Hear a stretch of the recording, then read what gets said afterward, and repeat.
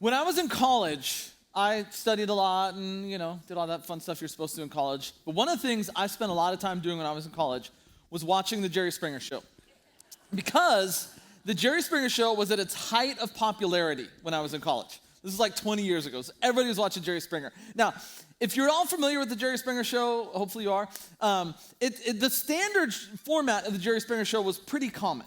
I mean, he wasn't the first person to do it. I actually think the people who did it before him were like Phil Donahue's show. Oprah even came on before him. But then even when Springer was on, you had a lot of other shows that were like the same format. You had Maury Povich, Montel Williams, Jenny Jones. And the format of it was you had a host, and they would have guests come on, and the guests would sit down, and they would talk. And they would talk through whatever their issue was. They would often have a theme for the show. And, hey, this show we're dealing with this. And so there was a lot of shows that had this same format. But what made the Jerry Springer Show stand out? What made the Jerry Springer Show famous was the fact that there was always fighting. The Jerry Springer Show, this is actually, I just Google image searched Jerry Springer Brawl, and this picture came up. So this is an image from an episode of the Jerry Springer Show, and these ladies are just like yanking each other's hair. I believe this guy's a security guard trying to, but this is why Springer stood out from all these other shows. Because all the other shows, they may get into it, they may yell, there may be some upset feelings, but every episode of the Jerry Springer Show always had a fight. And as the show would go on and they'd bring more and more guests on the stage, it would just turn into an all-out brawl. And so when I was in college, we would literally gather together in one dorm room and just watch the Jerry Springer Show. This is what we were hoping for. This is what we wanted, was the fight. This is what we wanted to see. This is what made the Jerry Springer Show entertaining. Now, I don't know what episode this is from. I have no idea why these two ladies are fighting. But for those of you that are not as familiar with the Jerry Springer Show, as someone who minored in Jerry Springer when I was in college, let me take you through the way the Jerry Springer Show would function, because the Jerry Springer Show had a formula. Again, looking back on it, I didn't really realize this at the time, but looking back on it, there was a formula about the way they went about doing the Jerry Springer Show that was guaranteed to always lead to this. And so I want to walk you through what is, in some ways, a hypothetical situation, but again, as someone who watched a lot of Jerry Springer Show, this was a pretty common theme. Is a lot of the themes in Jerry Springer shows would revolve around love triangles. And so they would start the show by bringing out a guest. The first 10 to 15 minutes of a Jerry Springer Show is always just mellow. It's always mellow because it's Jerry Springer as the host talking to one guest who's telling the story and setting up the context for what's going to happen. And so they would have one guest out, and let's just say in the situation, because we have these two women, let's just say one of the women comes out and says that, I'm married and I'm 6 months pregnant with my husband's baby. And so they start talking about the relationship and the husband, and then you get to the real twist of it. And the twist of it is that this pregnant woman has just found out that her husband is cheating on her with her best friend. And so then that's when Springer would talk to the guest and get them to really start reliving this moment of betrayal and of pain. And so here's where you begin to see the formula of the Jerry Springer Show working. Because what happens, the first 10 to 15 minutes, even though it's calm on stage, you have this person on stage who is sharing the most painful part of their life. And they're just reliving the hurt and the betrayal, and they're getting angrier and angrier and more upset and more. So you literally are spending the first 10 to 15 minutes just hyping this person up. Now, what happens next is about 10 to 15 minutes in the show, you bring out the best friend. Hey, you've been talking about your best friend that's cheating on you with your husband. Let's go ahead and bring her out. Now, here's where you see the actual magic of the way they set this up. Because, keep in mind, the whole 10 to 15 minutes that this person is out there talking about the betrayal, talking about how their best friend's a jerk and their husband's a jerk and all this, you have the friend who is backstage listening to themselves get trashed on national TV. So, as the guest out on stage, as they're getting hyped up, as they're getting all emotional, the person backstage is also getting angry, and they're getting upset. And so now, when you bring them out and you bring them face to face, it's like you set a bomb off. Because you have these two people that are now both hyped up, they're both excited, they're both emotional, they're both angry. And so, of course, this is what's going to happen. That's the way they set it up. And even then, as the show would go on, they'd have the two of them fight for a while, and it's and now, let's bring out the husband. And then he would come out, and he's all angry because he's listening to himself get trashed, and he's listening to these. And then it's let's bring out the other friend. Let's bring out the mother-in-law. And you just bring out all these people that are getting angrier and angrier and angrier, and this is where it leads. But again, looking back on it, The way they structured the show, the way that it was set up, this is where it was designed to go. It wasn't like an accident. I mean, everything about the way that they structured it was designed to lead to this point, because this is why people like me and my friends in college wanted to watch the Jerry Springer Show. This is what we wanted to see. And part of the humor behind it was kind of like this ironic humor that you would sit back and go, man, look how dysfunctional this is. Look how messed up this is. Now, I believe it was 2018. 2018, after like 27 years on the air, and after over 5,000 shows, the Jerry Springer Show went off the air. Here's what's like fascinating to me, is we're here now, 2021, 3 years after Jerry Springer Show went off the air. Essentially, as a culture, we are living in the middle of an episode of Jerry Springer. Is essentially when you look around our culture, when you look around our world, when you just look, this is what's happening. We're just fighting with one another. And what's really, really interesting is if you start to look at why is there so much anger? Why is there so much division? Why are we in our culture amongst ourselves? Why are we fighting so much? What's fascinating is if you look at it, it's really essentially because our culture works with the same formula the Jerry Springer Show used.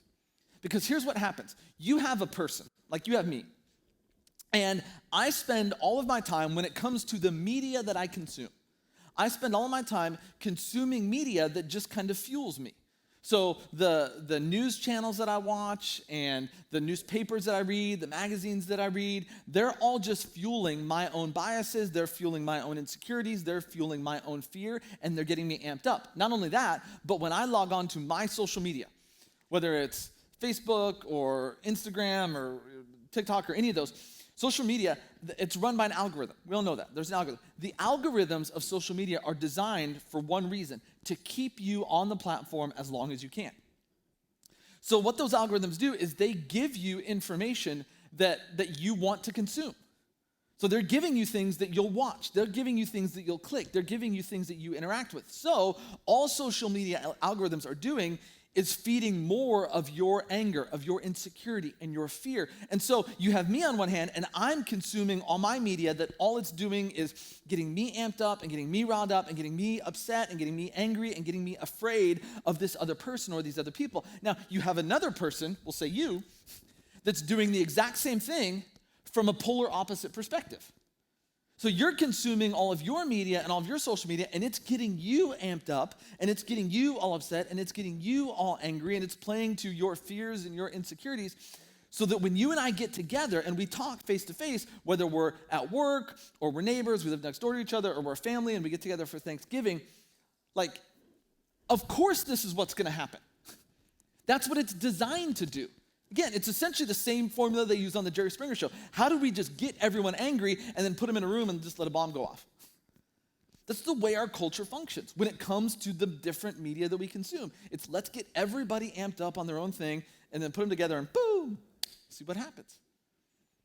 Of course this is where it's going to go, because it's the way that the whole thing is designed.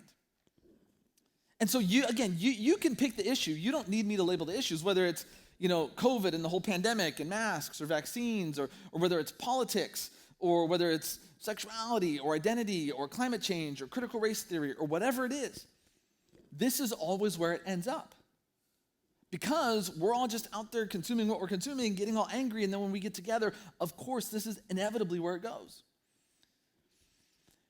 And what's crazy is when you look over the last year and a half, you look over the last 2 years, kind of really since the pandemic began, you see just the decline in relationships. I found a study that said that 1 in 7 people in our country has said that they ended a friendship. Not just that they got angry, not just that they argued, but they literally ended a friendship. You and I are no longer friends, you're dead to me. They ended a friendship simply because of vaccine status. That you are vaccinated, I'm not vaccinated, we're done. I even read an article, and this is not true of this article, this is true outside this article too, but people got divorced because of that. Because one person wanted to get vaccinated and one didn't, and it was irreconcilable. No, we're done. So 1 in 7 people has literally lost a friend because they disagreed on vaccination status. There's been a huge increase over the last year and a half of breakups, of divorces. Pew Research, they did a poll. And they were asking an open-ended question. And they said, as you look back over the pandemic, what is the one area of your life that has been impacted the most negatively? And again, it was an open-ended question. They didn't give him any multiple choice. And overwhelmingly, the number one answer was relationships. There was a May 2021 American Perspective survey that showed that Americans report having less close friends, talking to their close friends less, and relying on their close friends less for support now than they ever have in the past. And so as you begin to look back on the whole, last year and a half, last 2 years, you look at everything that's gone down since really the pandemic began, and it's more the pandemic, there's more involved in it, but that's kind of what kicked it off. When you look at what has happened in our culture, like it's been devastating. I mean, the most devastating thing obviously is the how it's impacted health and just the number of people that have died. It's devastating the amount of people that have died, not just in our country, but around the world. And then when you begin to broaden that out and say, yeah, it hasn't just caused issues within health, it's caused issues within the economy, it's caused issues within education, but also this whole experience of the last year and a half, 2 years has been devastating relationally. Like it has divided us and destroyed us as people. It has destroyed friendships. It has destroyed relationships. It has destroyed marriages and families. I mean, we are further apart and more divided than we have ever been. This is exactly what our culture looks like right now. And let's be honest, and do me a favor, don't raise your hand. Don't raise your hand. But how many of you, if your entire family were to get together for Thanksgiving, this is what it would look like? How many of us, if we literally got together with our entire family, this is and people and we start talking around the Thanksgiving table, that this is what would happen? See, this is the sad reality of what we have become. And really what we want to do is we want to spend the next 3 weeks, talking about how do we live in this world? How do we live? Like what does it mean for us? We are a church. That's what we're a church. So what does it mean for us as a church to live in a world that is defined by this? What does it mean for individual followers of Jesus? How should we live in a world that looks like this? And so right from the beginning, I want to kind of tip my hat and just tell you where we're going to go. And I want to tell you what I think that the solution is. I believe with all my heart that really the only way forward for us is through Jesus. Now here's the thing.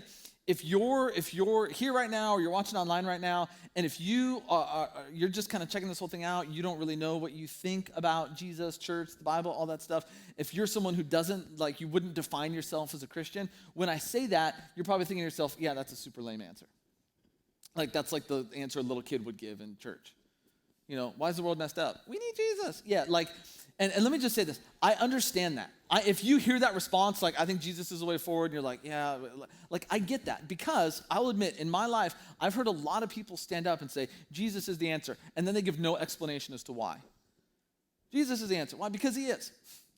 So I want to tell you what we're going to do. Today, I'm going to spend today talking to you about why I believe that Jesus is the answer and Jesus is the only way forward. Then the next 2 weeks, we're going to get super practical and say, okay, so what does it look like? How should we live when we encounter people that we disagree with? When we get together with our family to celebrate the holidays, how should we live as followers of Jesus? How should we live as a church in the midst of this world? But I want to start today by really kind of getting the heart of it and explaining, so I don't just want you to walk away and think, oh, well, he said it was Jesus. I want to explain to you why I believe that Jesus is the answer and why he's the only way forward. But to understand why I think that Jesus is the answer, you have to go all the way back to the beginning. The Bible opens up with a book that's called Genesis. And Genesis literally means origins. Now, the first 12 chapters of Genesis are often what's known as prehistory. Okay, Genesis kicks off what we call the Old Testament, or what might more accurately be known as the Hebrew Bible. It is essentially the Bible of Judaism. It is the story of ancient Israel. And so Genesis is the origin. Genesis tells the origin of the people of Israel, who eventually become known as the Hebrew people or the Jews. And from Genesis 12 on, it focuses specifically on Israel. Genesis 12 starts with a guy named Abram. Abram becomes Abraham, the father of the people of Israel. So from Genesis 12 on, it's specific to Israel. But the first 11 chapters of Genesis, again, are sometimes called prehistory. Because the first 11 chapters of Genesis don't just deal with the origins of Israel, they deal with the origins of humanity and the origins of the earth and the origins of the universe. So these first 11 chapters of Genesis are ancient Israel's creation story. It's what they believed about the origin of all things. And so here's how ancient Israel's creation story begins in Genesis 1:1. This is how they tell, this is their explanation for why the universe is the way it is. In the beginning, God. Now, pause there. Those are probably the four most difficult words in the Bible to believe. Really, if you can believe that, everything that comes after that is pretty simple. But that's not an easy thing to believe. That in the beginning, before anything that we can see, taste, touch, or smell, before any of that, there was a being. A being that is called God. This divine being. But this was at the heart of what ancient Israel believed about the universe. That prior to anything that we see, there was God. And God now becomes the source of everything that is. And so here's how their story goes on. In the beginning, God created the heavens and the earth. Now the earth was formless and empty. Darkness was over the surface of the deep, and the Spirit of God, literally the presence of God, was hovering over the waters. And God said, "Let there be light." And there was light. God saw that the light was good, and he separated the light from the darkness. And so in the beginning, there is this being God, and God creates everything that is. And God creates it all very intentionally. God knows what he's doing. The way that the story in Genesis is structured is God is very intentional and he's very specific. And God speaks and basically lets creation happen. God says, "Let there be," and there is. So God, it's not so much that he tells it do this, but he grants permission for life to just burst forth is what he does. Let there be, and boom, there it is. And so God creates it all. And after everything he creates, you see this phrase, "it was good." Everything that God creates is good. That word good literally means, the Old Testament's originally written in Hebrew, and so if you look at Hebrew, that word literally means without defect, pure, prosperous, or well off. So when God creates it and looks down and says, "Hey, it's good," it means it's hey, it is what it's supposed to be. Not only that, but it's functioning the way it's supposed to be functioning. It's designed to keep growing, to keep living. And ultimately, everything that God creates, he says it's good. When you get to the end of the creation story, in Genesis 1:31, here's what the writer of Genesis says. God saw all that he had made, and it was very good. So now it's not just good, now it's very good. So everything God creates, he creates it intentionally, he creates it specifically, and God makes creation to be dynamic. Creation's not static. So creation's not designed to stay the same. It's designed to go somewhere. It's designed to change. It's designed to grow. And the pinnacle of creation is human beings. You and I are the one part of creation that's made in God's image. Now, that doesn't mean we look like God. It means we were created to reflect the character of God. And humans essentially are given dominion over pretty much everything in creation. Hey, you're in charge. Here, lead it. Do something with it. And so when God creates it all in the beginning, it's good. It's without defect. It's pure. It's exactly what it's supposed to be, and everything's doing what it is that it's supposed to be doing. And so it's growing, and not only is there the life that God created, but the life that God created is creating new life. And so everything's perfect. It's pure. It's functioning well. It's healthy. There's a word in Hebrew that they use to describe this kind of reality of creation. It's a word that you may have heard before. It's a fairly common word. It's the word shalom. Shalom is typically translated as peace. And it really, in a lot of ways, it's used as a greeting. And it's used as a greeting to say hello and to say goodbye. Shalom, shalom, peace, and peace be with you as you leave. But more than just being about peace, peace is a great way to translate shalom, but more than just being about peace, it's a word that means wholeness or completeness. It has a sense of well-being. It's undivided. This is how creation was in the beginning when God created it. When God created it and he made everything and everything was good and everything was doing exactly what it was supposed to be doing and there was life and there was new life that was happening and God had created people in his image and placed them over creation, This is what defined creation. There was shalom, there was peace, there was fullness, there was completeness. And then you get to Genesis 3, and in Genesis 3, it's like a bomb just goes off. And everything just gets thrown into chaos. Here's how Genesis 3 begins. Genesis 3, verse 1. Now the serpent. Now what's interesting is in Genesis, we're never told who the serpent is. There's never like, and this is who the serpent is. Historically, traditionally, the serpent is often defined as like the devil or Satan. Which, one thing interesting about the name Satan is Satan literally just means adversary. And so the serpent is essentially, it's an adversary. It's someone who's against God. That God has an intent, a design. It's why he created everything. It's why he created everything the way that he did. But there is an adversary. There is someone, something, some being that is against God. And in this story, it's personified as a serpent. Now the serpent was more crafty than any of the wild animals the Lord God had made. He said to the woman, "Did God really say you must not eat from any tree in the garden?" The woman said to the serpent, "We may eat from fruit from the trees in the garden, but God did say, you must not eat fruit from the tree that is in the middle of the garden. And you must not touch it or you will die." "You will not certainly die," the serpent said to the woman. "For God knows that when you eat from it, your eyes will be opened and you will be like God, knowing good and evil." When the woman saw that the fruit of the tree was good for food and pleasing to the eye, and also desirable for gaining wisdom, she took some and ate it. She also gave some to her husband who was with her, and he ate it. Then the eyes of both of them were opened, and they realized they were naked, so they sewed fig leaves together and made coverings for themselves. And so here's what happens. When God creates everything, humanity is the pinnacle of his creation. He gives them dominion over everything, but he does tell them, hey, there's this one tree, you need to not eat from this tree. Do whatever else you want, just don't eat from this tree. And for a while, humanity and the earth seems to function well, and it exists in that state of shalom, and then enters the serpent. And here's what I want us to notice. The serpent is so dang smart. Like what the serpent says and the way he goes about saying what he's saying is really, really clever. Because notice, he doesn't just come out and say, go eat from the tree. The way he approaches it is really, he's smart. Because the serpent comes to people and says, hey, did God really tell you you can't eat from any tree that's here? Now, the serpent and everyone else knows that's not what God said. God's whole thing was, hey, you can eat from anyone, just don't eat from this one. But again, the serpent just twists it and says, hey, did he really tell you you can't eat from any tree?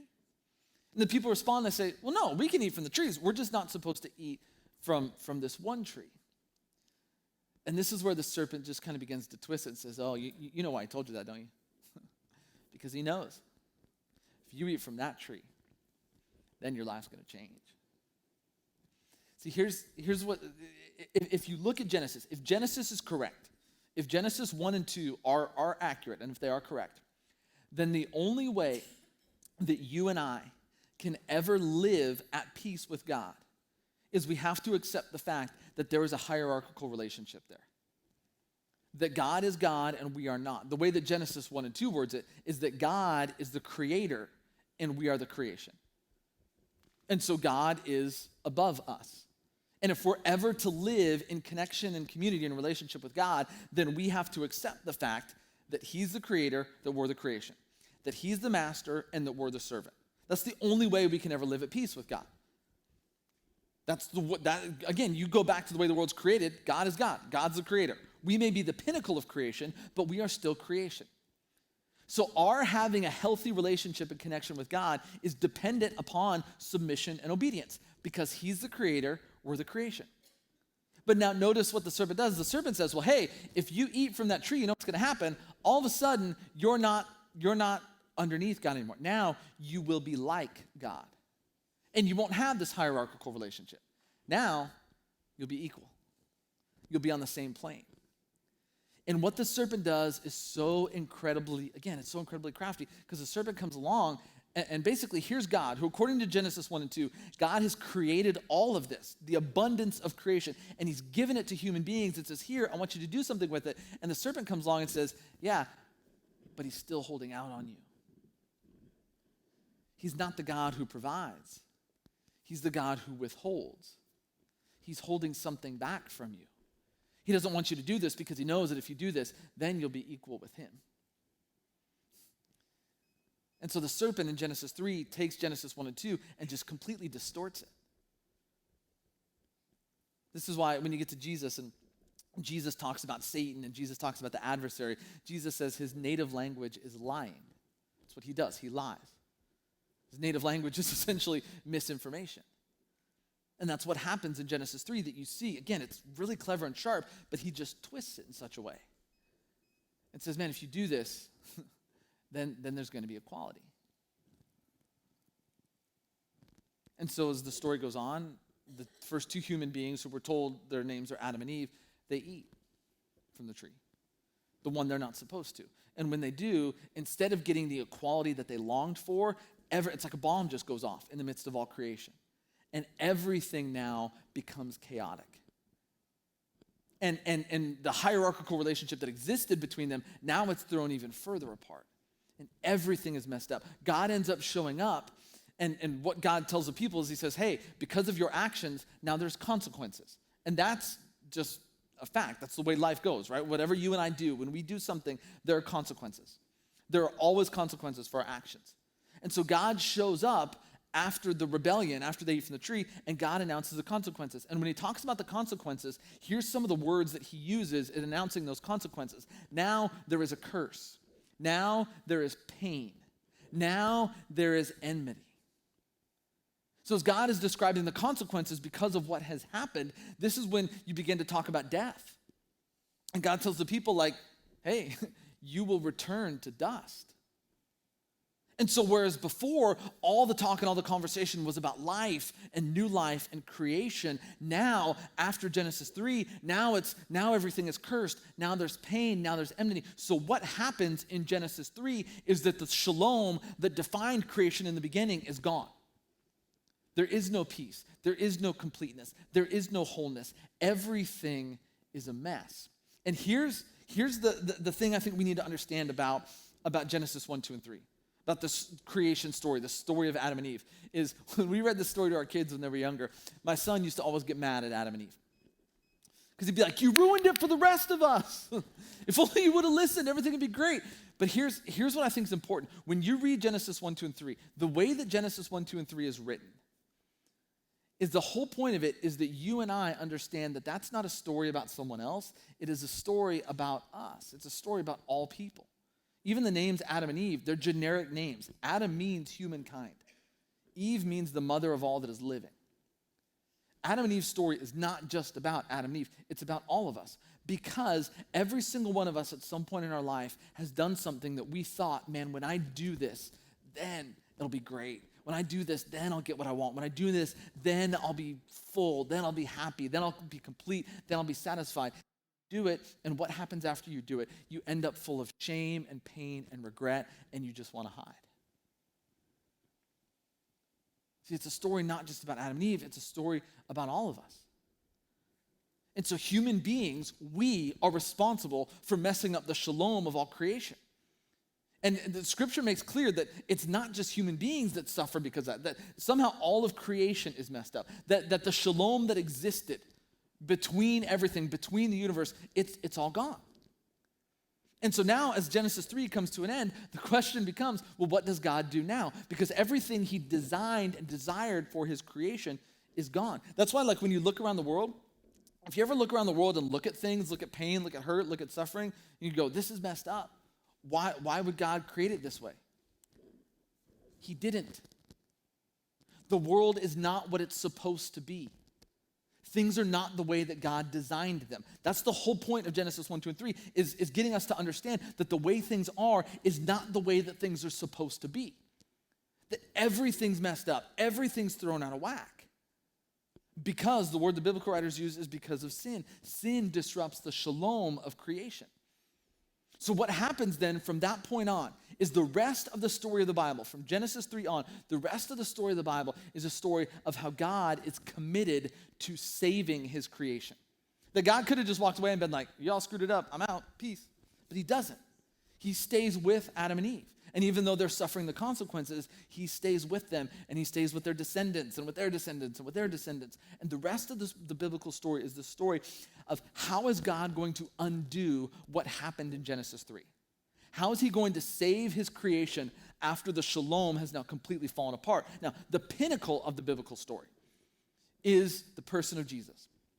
That ultimately God comes to earth in the person of Jesus, and Jesus now is going to become the means by which God is going to try to restore the Shalom of creation. So Jesus is the pinnacle of the biblical story. The climax of Jesus' life is his death and his resurrection. And here's what's really fascinating about Jesus' death and resurrection is Matthew, Mark, Luke, and John, we call these Gospels. They're the 4 books that tell us about the life of Jesus. Is when you get to like the events surrounding the death of Jesus, one of the themes is there's this theme of darkness. That when Jesus is betrayed by one of his best friends and when he's arrested, that happens at night. Jesus is then put on trial, and that happens at night. And ultimately, Jesus is sentenced and he's crucified. And when they hang Jesus up, they hang him on a cross outside at noon.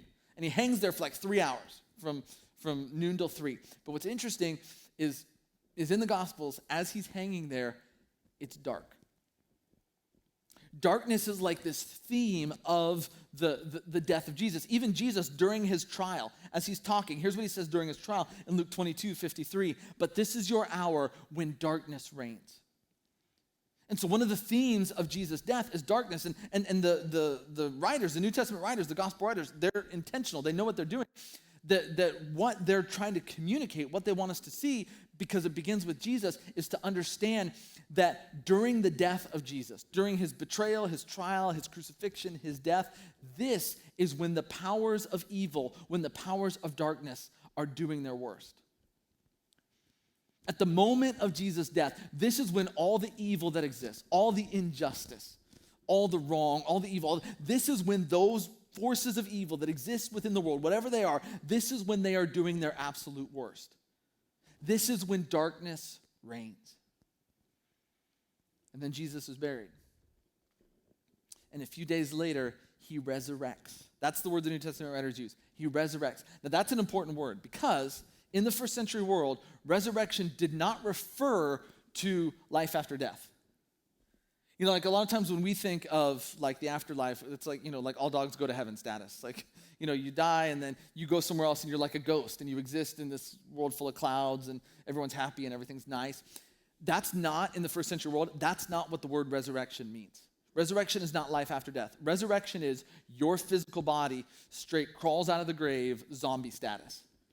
Like there was a common belief among many Jews in the first century that at the end of the world, there would be a mass resurrection. But again, it would be physical bodies climbing out of the grave. You wouldn't necessarily look like a zombie, but you were like physical body climbing out of the grave. And so there was a lot of Jewish people in the first century world that believed that at the end, there would kind of be this mass resurrection. Nobody believed that there is one person who would resurrect first. Nobody. That's why when Jesus dies and when they bury him, all his followers are like, well, we were wrong. We bet on the wrong horse. This whole thing's over. That's why even when he comes back to life and he starts appearing to people, even other people are like, I won't believe it till I see him. And everyone's amazed. And one of the things I think that we miss is when Jesus resurrects, it is his physical body. Because there's a moment where some of his followers like feel the wounds that he had from his crucifixion and they're feeling it, and it's his physical body. But his body's different. There's one point where he's walking with a couple of his friends and they don't even recognize him. Finally, after a while, they're like, oh man, it's Jesus. And Jesus will just like appear in rooms and then he'll disappear. And so it is his physical body, but his body's different. And what's fascinating is his post-resurrection body. You know what it's ultimately defined by? Glory and light. So here in his death and resurrection, you have, according to Jesus, this is when darkness reigns. This is when evil does its worst. And then Jesus comes out the other side. He goes through that. He endures that. He overcomes that. And now it's this existence that's all about glory and light and life. And see, I think one of the mistakes we make when we think about Jesus and his death and resurrection is a lot of times within churches, we tend to think of Jesus' death and resurrection transactionally. And what I mean by that is we tend to take a legal look at Jesus' death. And that language exists in the New Testament. Well, what I mean by a legal look at Jesus' death is we look at it and say, okay, well, as people, you and I have sinned, and because we've sinned, there's consequences for that, and the consequence is death. But Jesus came along, and Jesus died, so we don't have to, so now everything's been taken care of. Essentially, my bill has been paid. And so the death of Jesus is this legal transaction thing that gets us out of, like, we don't have to suffer anymore. We can live forever and go to heaven because Jesus paid the bill for us. And that language exists in the New Testament. It does. The word redeem shows up in the New Testament. That's what the word redeem means. The word redeem means to buy back. The only other place I know of that we use redeem a lot is Chuck E. Cheese. Because at Chuck E. Cheese, you get those tickets and you go to the counter and I'd like to redeem these. And you turn in tickets, and what do you get for your tickets? You get a prize. The whole idea of redeeming is I'm giving you something, and now you're giving me something else. It's transactional. And so that language exists in the New Testament. That yes, there is an element of Jesus' death and resurrection that is transactional, that it pays for our sins. But if we reduce the death and resurrection of Jesus to just transactional, then we miss that it's more than that. That yes, that's part of it. That he is buying us back for our sins. But it's so much bigger than that. There's so much more to that. Here, listen to what Paul writes in the book of Ephesians, a letter that he writes to the church in Ephesus. Ephesians 1. Verse 9, Paul says, talking about God, he made known to us the mystery of his will. And I love that Paul uses this word, because here's what Paul gets at. Paul says, listen, God's been up to something since the beginning, but we haven't known about it. It's been a mystery. That God has been doing something from the very beginning, but we haven't known about it until now. Now, in Jesus, God has finally let us know, here's what I'm doing. That Jesus is essentially revealing the mystery of what God has been up to from the very beginning. So he made known to us the mystery of his will according to his good pleasure, which he proposed in Christ to be put into effect when the times reach their fulfillment. And here it is, to bring unity to all things in heaven and on earth under Christ. Paul says, listen, God's been up to something from the beginning, and it's been a mystery. But now in Jesus, the mystery has been revealed to us. And here it is. Here's what God has been up to from the very beginning that he's now accomplishing in Jesus, is in Jesus, God is bringing everything, and notice what he says, on heaven and earth. Go back to Genesis. And when the ancient Israelites described creation, how did they describe it? In the beginning, God created the heavens and the earth. And it was all great, and everything was all good, and there was shalom, and then it all got messed up. What is God now doing in Jesus? He is bringing everything on heaven and on earth back together under Jesus.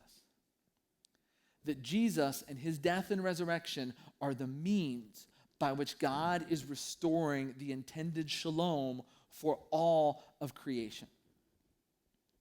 That's what God's doing. Yeah, there is that transactional legal thing that happens, but it's bigger than all that. Paul writes in Romans that all of creation is longing to be restored. And this is Paul's point. Paul's saying that, listen, this is what God is doing in Jesus. That Jesus, essentially, he goes through the worst. He goes through the worst evil, and he's not saved from it. He's not spared from it. He endures it. Why? So that he can overcome it, so that he can conquer it, so that he can make a brand new way. So now he emerges out of that. He resurrects full of life and of light. And because of that, now there's hope. Now there can be new creation. Now there can be new life, because now we can bring everything back together under the person of Jesus. This is what God is doing. And Paul says, look, this is the mystery. This is what he's been up to. In 2 Corinthians, Paul will actually use the word reconcile. He'll say that in Jesus, God is reconciling all things. He's bringing everything back together the way it was originally intended to be. Jesus is God's answer to what happened in Genesis 3. Like this bomb goes off in Genesis 3 and this huge epic fight breaks out. And how do you make that right again? How do you restore? That's what the death and resurrection of Jesus is all about. It's about bringing back that shalom to creation. And here's the thing that's important for us. Here's what I want us to understand. A lot of times we understand, and even within the context of churches, we will talk about how Jesus is the way that we experience peace with God.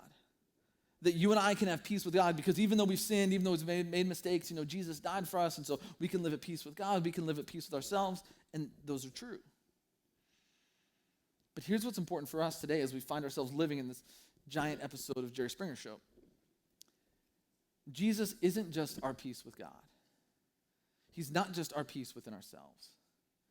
He's not just God's way of eventually bringing peace to all creation. Jesus is how you and I experience peace in our relationships with one another. That there is a vertical aspect to peace that comes through Jesus.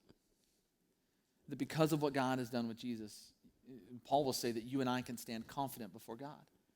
That Jesus has made a way. That you and I can have peace in our own lives because we know that ultimately God is in control and he's leading creation, no matter how chaotic it looks. But Paul's actually going to go on and he's going to say, Jesus is also the means by which you and I have peace with one another. Because if you go on in Ephesians 2, here's what Paul writes in Ephesians 2. Paul says, for he himself, Jesus here, is our peace, who has made the two groups one and has destroyed the barrier, the dividing wall of hostility, by setting aside in his flesh the law with its commands and regulations. His purpose was to create in himself one new humanity out of the two, thus making peace. And in one body to reconcile both of them to God through the cross, by which he put to death their hostility. And so Paul says, he goes, look, yes, there is a vertical aspect to peace that comes with Jesus. There's an internal aspect, but there's also this horizontal aspect.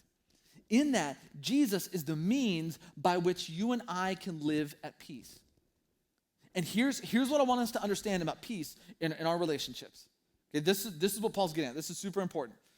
Peace is a gift that is given through Jesus. And I know you're like, okay, what does that matter? Peace is a gift. You don't earn a gift. You don't work for a gift. You receive a gift. See, here's part of our problem. You know why we keep having more and more and more fighting? Is because we keep trying to work toward peace. We keep trying to make peace. We keep trying to earn peace. You can't. You can only receive it. Because here's the thing, when we try to earn peace, when we try to work for peace, you know what we believe we need to get to peace? Agreement. So you and I can have peace when we agree with one another. Guess when that's going to happen? Never. It's not going to happen. Because it doesn't matter how solid my argument is. It doesn't matter how much research I've done for myself. It doesn't matter what good statistics I have. You're an idiot and you're never going to agree with me. Or vice versa. I'm an idiot and I'm never going to agree with you. You know, whichever way. So we sit down and we think, we're going to get to peace. We're going to get to peace. And all we have to do is work it out. And all we have to do is come to an agreement. No, you won't ever come to an agreement. You won't. You'll just keep getting angrier and angrier and angrier and more divisive. Here's what you have to understand. See, here's the key to peace. In order to experience peace in a relationship, something has to matter more to you than that issue. There has to be something in your life that you care about more than that thing. And this is what Paul's going to get at. Because if you look at the New Testament, when the New Testament talks about followers of Jesus, the word the New Testament uses is disciples. The word that we would use is Christian. You know what defines a Christian? A Christian is someone who centers their life around Jesus.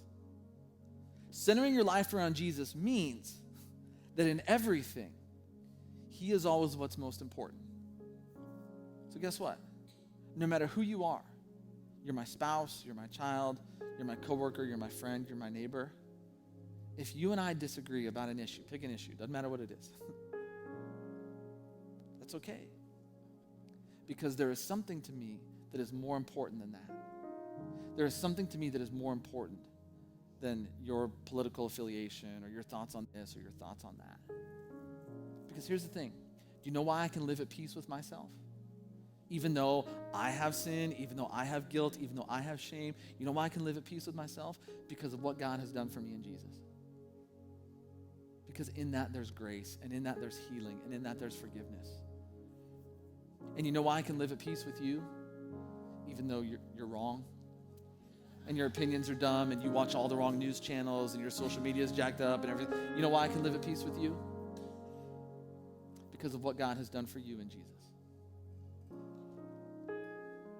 See, we can be at peace because of what God has done for both of us in Jesus. See, this is why Jesus is the answer. You and I are never going to agree.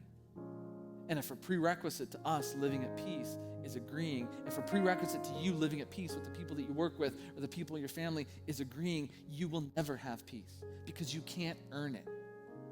Peace is only something that can be given. I choose to give you peace. You choose to give me peace. God gives us peace through the death and the resurrection of Jesus. It's a gift. We have to stop trying to earn it. We have to stop trying to create it. We have to receive it. It's a gift. I can be at peace with you even though we disagree, because you know why? What God has done for me in Jesus is what he's done for you in Jesus. And that's more important than any differences that we have. Now, here's where we're going to go for the next 2 weeks. Once we receive peace as a gift, it then takes effort to maintain it. Here's what Paul writes in Ephesians 4. He says, be completely humble and gentle. Be patient, bearing with one another in love. And here it is. Make every effort to keep the unity of the Spirit through the bond of peace. See, peace is a gift that we receive through Jesus, but it takes effort to maintain it. Effort is about sacrifice. It's about forgiveness. It's about patience. It's about compromise. It's about willingness. It's about love. It's about humility. We're going to spend the next 2 weeks drilling down and getting really specific on how do we in our relationships work to maintain unity. But as we begin today, here's what I want us to know. You want to experience peace in your life, in your relationships, in your family. You want to begin to bring peace to our world. It starts when we receive it as a gift. We receive the fact that even in the midst of the chaos of whatever our lives are, whatever our world is, we can be at peace. Why? Because of what God has done in Jesus. Because through Jesus, God is overcoming all the evil and all the darkness, and he's making things right. And he's bringing all things together under himself, and that matters more than any of this other stuff. So even if you and I disagree, even if we disagree passionately, I choose to receive peace because of what God has done through Jesus. That's why I believe Jesus is the only way that we live at peace. Let me pray. Father, I thank you so much for your love for us. I thank you that you came down to this earth so that we could be at peace. That you came down here and you faced the worst so that you could endure it, so that you could overcome it, so that you could conquer it, so that you could make a new way forward. So that creation didn't have to be trapped in a curse, in pain, in enmity, but there could be a new future, a future that is full of life and light and hope. And God, I know right now our world, our culture is chaotic. I know some of our families, some of our relationships are chaotic. I know some of us in here have lost key relationships or at the very minimum have strained relationships. And God, I pray that today you would help us to receive peace. Now, Father, I know that doesn't mean that everybody's going to receive peace, and it doesn't mean there's going to be automatic healing. But God, the way that we live as peacemakers in this world is to receive that peace from you. That's where it starts. It starts with us saying that it's not about us being right. It's not about us winning. It's not about us agreeing. It's about us recognizing that we're all children of God, made in the image of God, and you died and resurrected for all of us. And in the same way you give me peace, you give us peace. Father, help us to recognize that our peace is not in our agreement. It's in you. God, we love you. We thank you. We pray all of this in Jesus' name.